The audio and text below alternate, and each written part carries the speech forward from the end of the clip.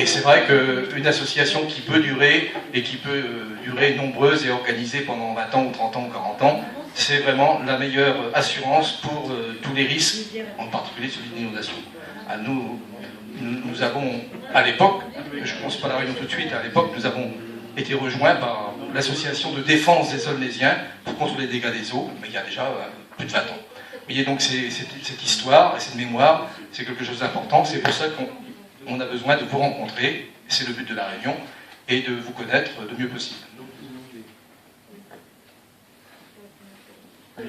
Une grosse propagande, parce qu'on a décidé de la réunion un peu rapidement, du fait des événements, et du fait un peu de l'été, il fallait quand même s'organiser rapidement. J'espère que... Comment est-ce que vous avez été informé de cette réunion?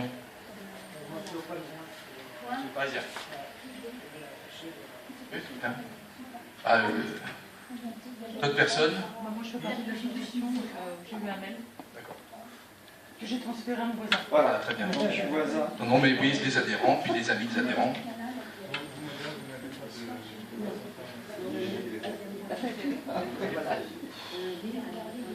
Et ça permettra de manière plus décontractée peut-être de parler de choses pratiques. C'était déjà le cas avec Christian Bosson, qui est mon voisin, qui n'est pas adhérent, mais on se connaît depuis longtemps. Nos enfants se connaissent. Et j'ai déjà été le voir, peut-être pas en 82, mais en 90, je pense. La rue de Picardie, c'est l'œil du cyclone. Et donc la rue de Picardie est présente. La rue de Normandie, c'est le bord du cyclone. Voilà. Bon.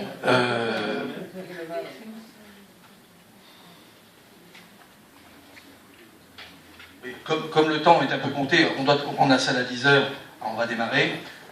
On n'a pas modifié la position des tables, vous pouvez modifier la position des chaises, mais il faudra la remettre en place. Hein. Bon.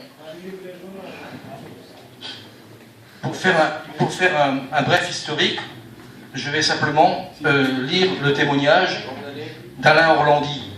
Alain Orlandi qui a été justement président de l'association des Aulnésiens contre le dégât des eaux et qui est adhérent chez nous.